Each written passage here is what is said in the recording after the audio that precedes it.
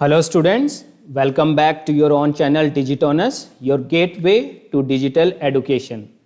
Now this video is in continuation of my last 4 videos that we were doing for class 10th students, those who have opted information technology, IT 402 as their additional subject.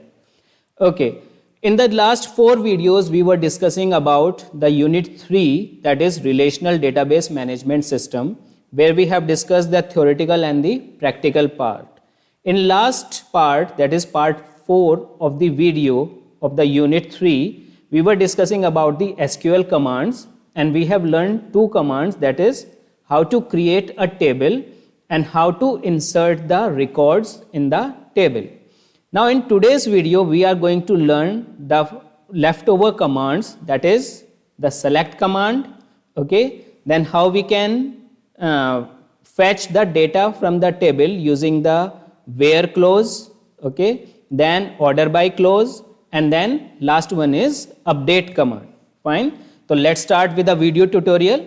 So as you can see on my screen that the insert command is already written, that we have learned in the last video. Then the third command is select. Now this select command is used to select the fields of a table. Okay, select command is used to select the particular fields or select the all fields of a table. Now suppose you want to fetch all the records of a table.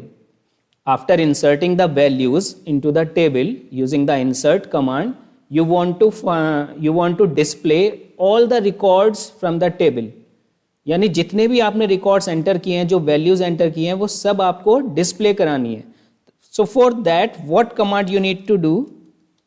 Select asterisk. Asterisk का मतलब होता है all. मैं यहाँ पे bracket में लिख देता हूँ. Asterisk means all. Select all. Select all का मतलब है that select all the fields. If you have 5 fields, 6 fields or 7 fields, fields means column heading. Fields का मतलब होता है जो column के heading है. Suppose book ID, book name, author, then price, these are your fields. तो select all का मतलब है कि जो fields बने हुए हैं टेबल में, जो columns हैं, उन सबको select करें.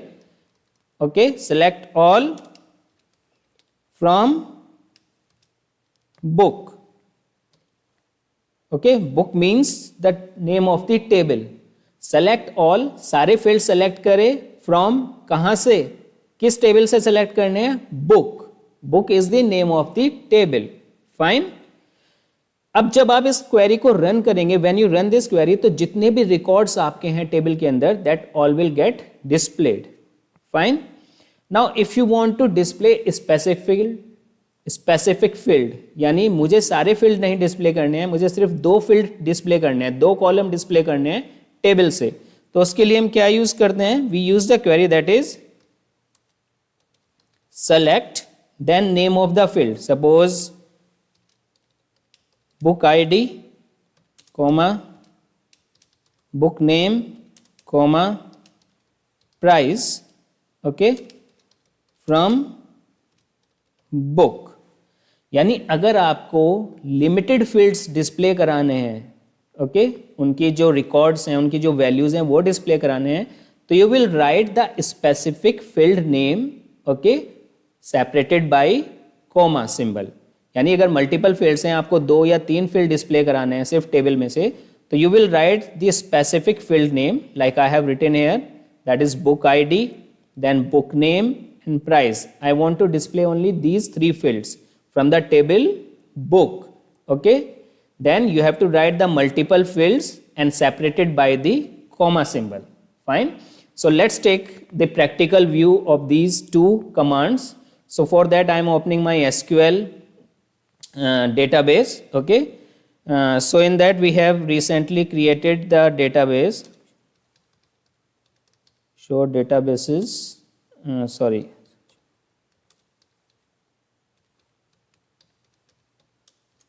Okay, these are the database. So we have created college in our last video, that name of the database. So I am using the same. Okay, use college, database change, then show tables. इस database के अंदर कितनी tables हैं? तो tables in colleges 2, book and employ. Okay, so I want to use employ.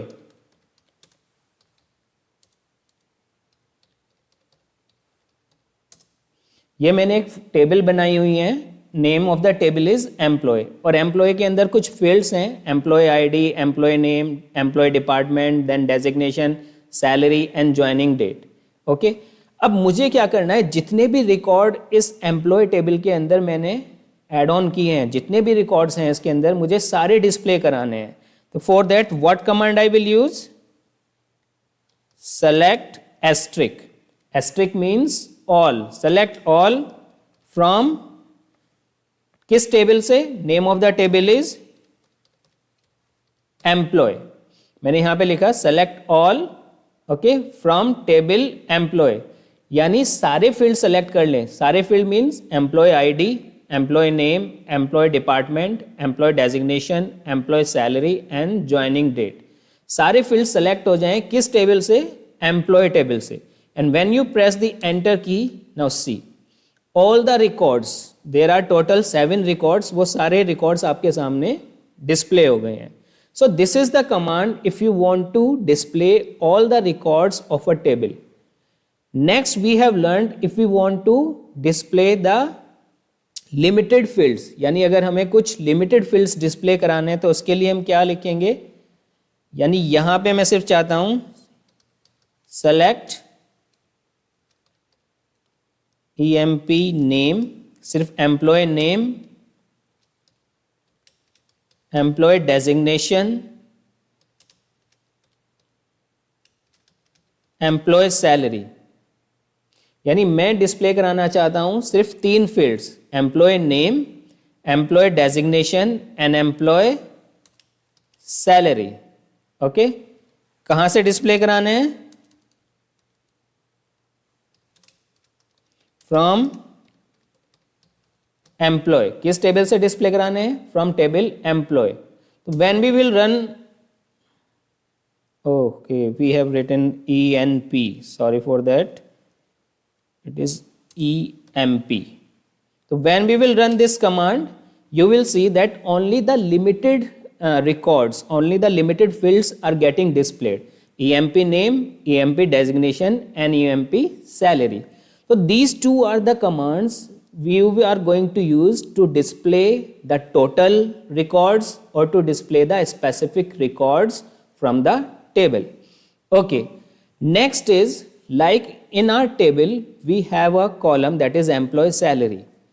Now if you want to increase the employee salary by 1000 or 2000, यानी आपको एक command लिखनी है, okay, just to display the records of the table by increasing the employee salary of each employee by rupees 2000, यानी 2000 रुपए increment करना है salary को.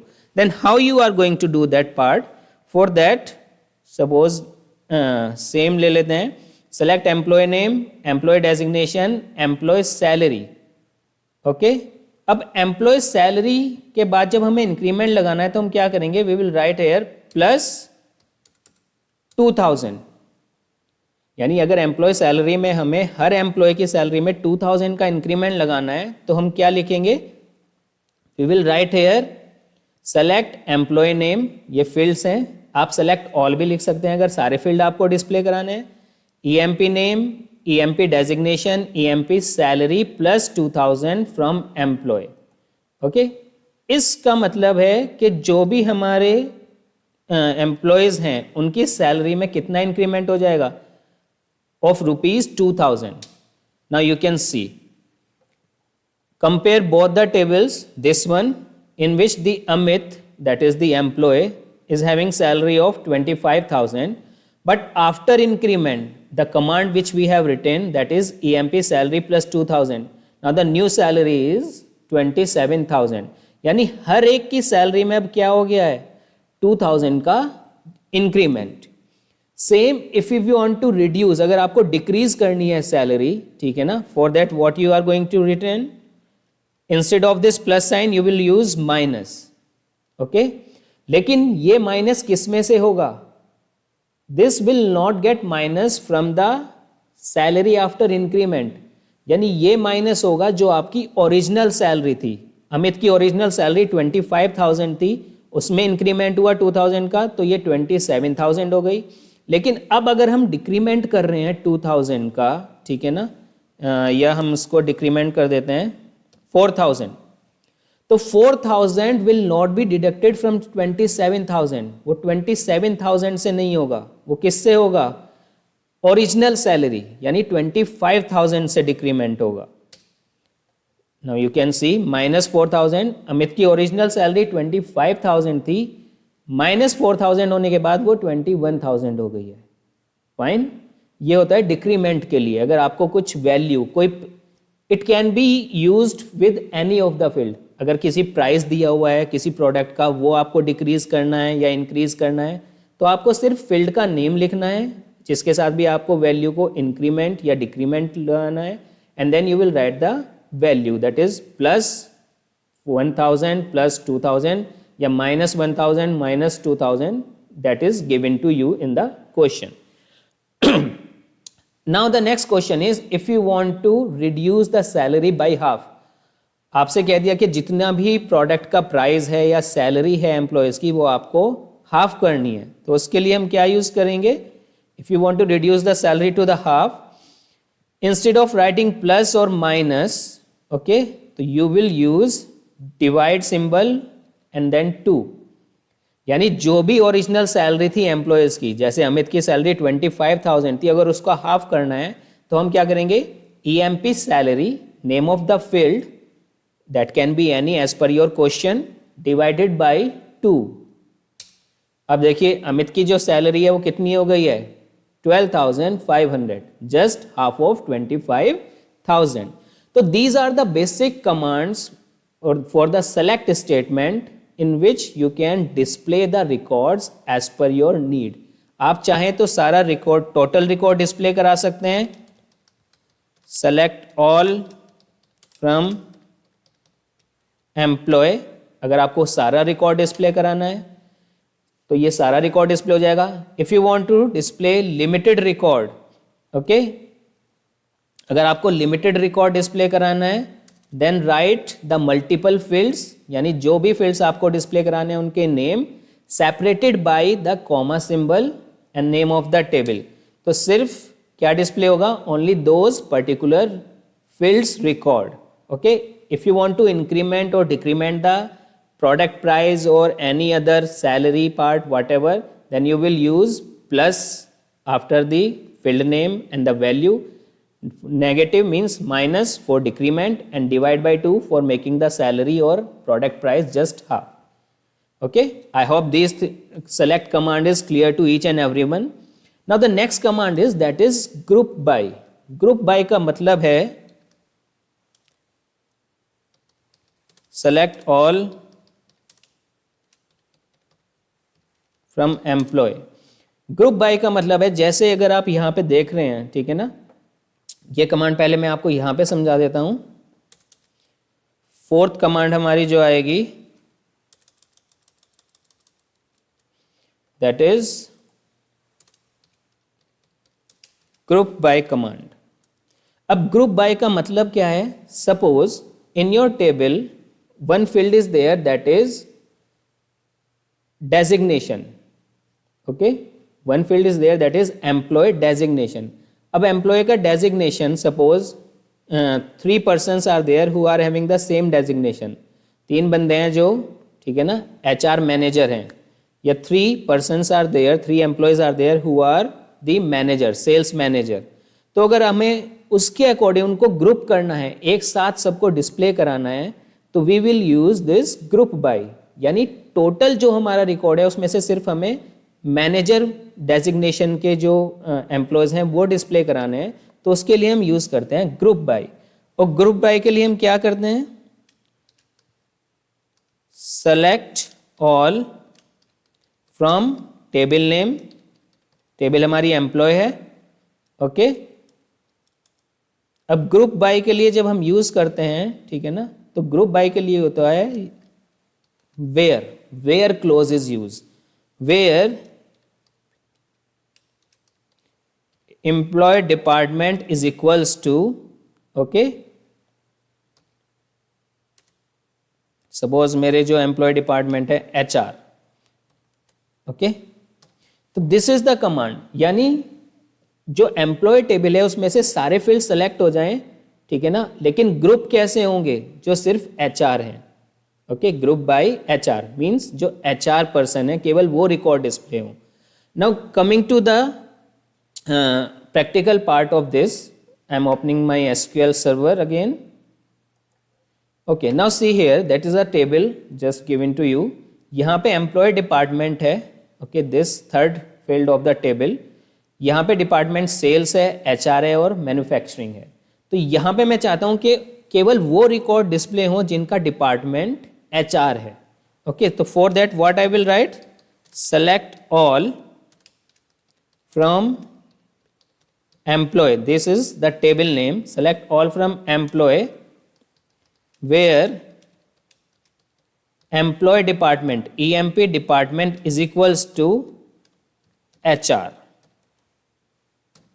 ओके, यानी सिर्फ वो रिकॉर्ड सेलेक्ट हो, सारे फील्ड सेलेक्ट हो जाएं जिनका डिपार्टमेंट HR है, and when you press the enter key, now you can see that only those records are being displayed whose department is HR, यानी केवल वो एम्प्लॉय डिस्प्ले हुए हैं जिनका डिपार्टमेंट HR है, okay.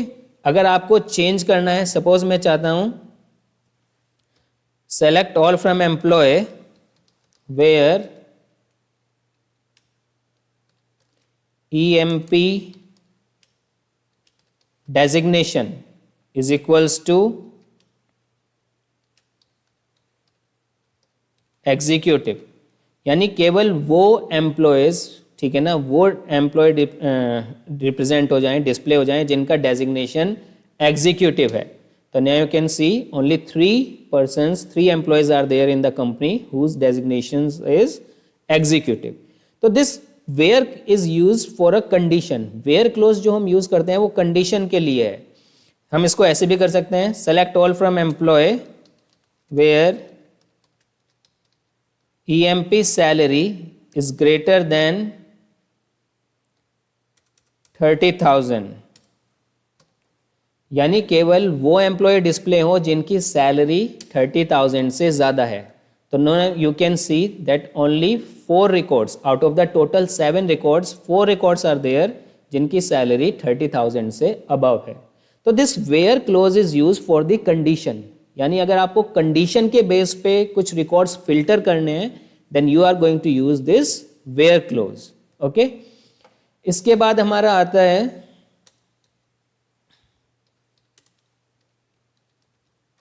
Order by. Order by clause is use to sort the data. अगर आपको अपना डेटा को सॉर्ट करना है आइदर इन असेंडिंग और डिसेंडिंग ऑर्डर, यानी आपकी जो टेबल में जो डेटा दिया हुआ है उसको आपको अरेंज करना है इन द असेंडिंग ऑर्डर और in descending order, then you are going to use the order by clause. And how to write the statement, select all from employee order by. Order by का मतलब है अब किस field पे आपको order लगाना है, ठीक है ना। तो मैंने यहां पे लगाया employee ID, okay, order by employee ID, और यहां पे लिखा मैंने DESC।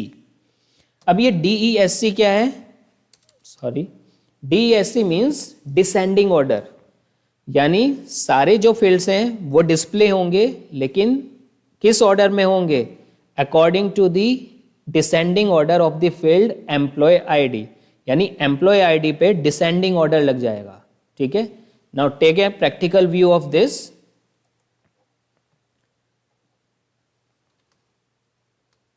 सेलेक्ट ऑल फ्रॉम, पहले हम रेगुलर जो है हमारा वो डिस्प्ले कराना है, ठीक है ना। तो this is the regular table. अब हम करेंगे सेलेक्ट ऑल फ्रॉम एम्प्लॉय, यानी सारे फील्ड सेलेक्ट हो जाएं एम्प्लॉय से,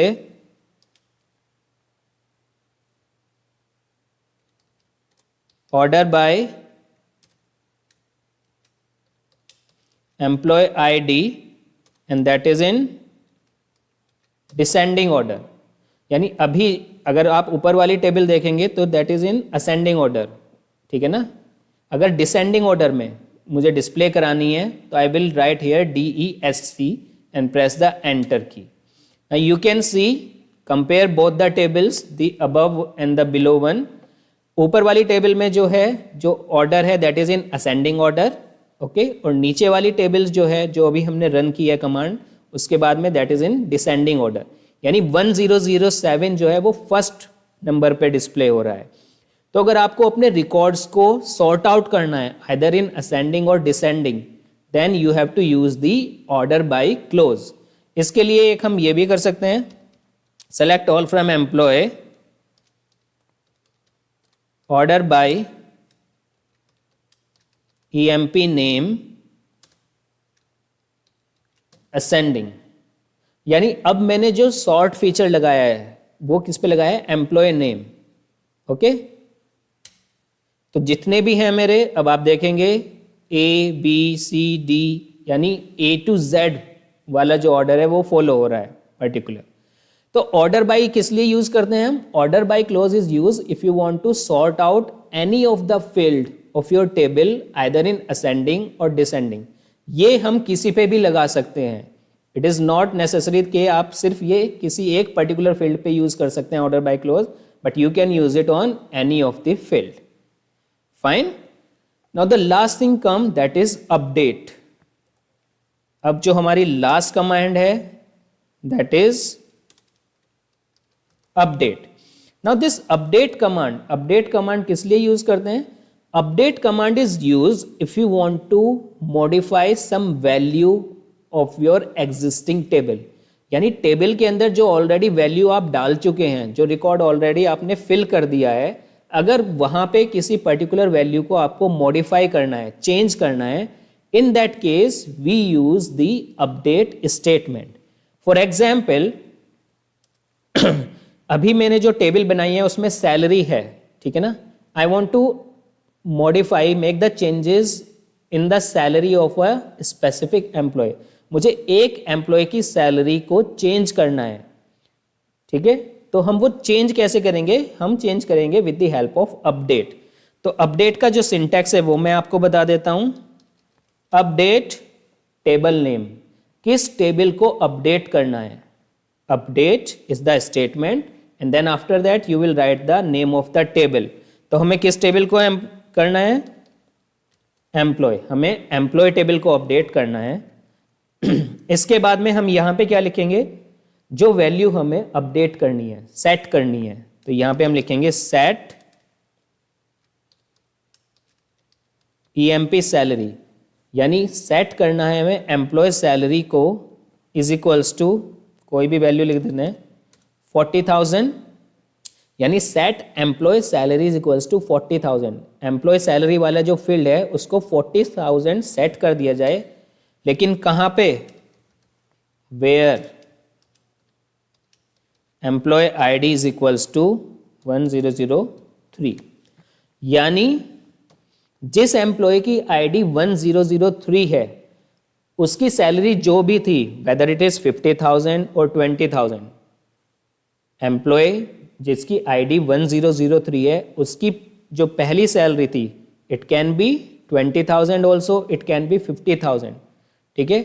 लेकिन अब उसकी वैल्यू जो सैलरी है उसकी कितनी सेट हो जाएगी, 40,000। तो this is the syntax that you are going to use for updating a value. Update name of the table, that is employee in my case, in your case it can be any table name। set employee salary, यानी मैं employee salary वाले field को set कर रहा हूं, आपके लिए वो कोई भी field हो सकता है। value 40,000 मैंने रखी है। where employee ID is equals to 1003। यहां पे ऐसा भी हो सकता था कि मैं employee ID की जगह employee name कर देता, ठीक है। now for practical part अब प्रैक्टिकल पार्ट पे आ जाते हैं।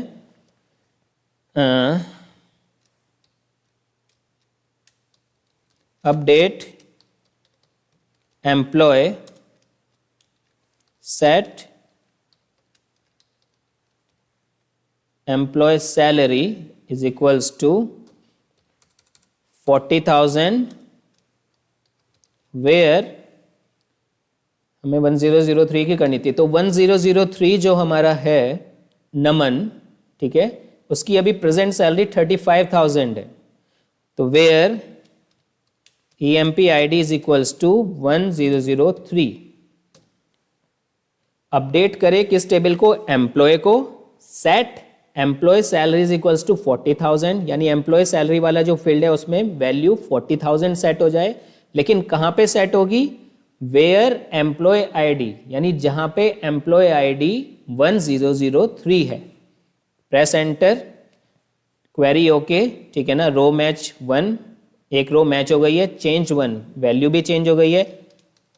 सेलेक्ट ऑल फ्रॉम एम्प्लॉय, अब हम देखते हैं कि वैल्यू चेंज हुई है।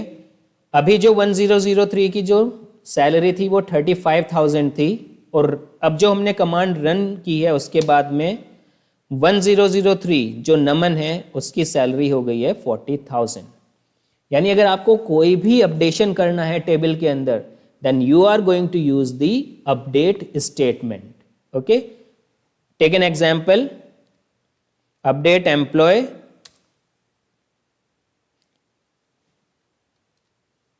Set EMP department is equals to, अब हम एम्प्लॉय का डिपार्टमेंट अपडेट कर रहे हैं, ठीक है। यानी सपोज 1006 जो वंश है उसका डिपार्टमेंट अभी मैन्युफैक्चरिंग है, हमने मैन्युफैक्चरिंग से हटा के वंश को सेल्स में अपडेट कर दिया है, ठीक है। Set employee department is equals to sales where employee ID is equals to 1006, यानी उस एम्प्लॉय जिसकी आईडी 1006 है उसका डिपार्टमेंट पहले जो भी था इट इज मैन्युफैक्चरिंग, अब उसका डिपार्टमेंट क्या सेट हो जाएगा? सेल्स। हो गया है, क्वेरी हमारी रन हो गई। अब देखते हैं, सेलेक्ट ऑल फ्रॉम एम्प्लॉय, ये देखो 1006 वंश, अब इसका जो डिपार्टमेंट पहले मैन्युफैक्चरिंग था that has been updated to the sales. Okay, so that's all in today's video.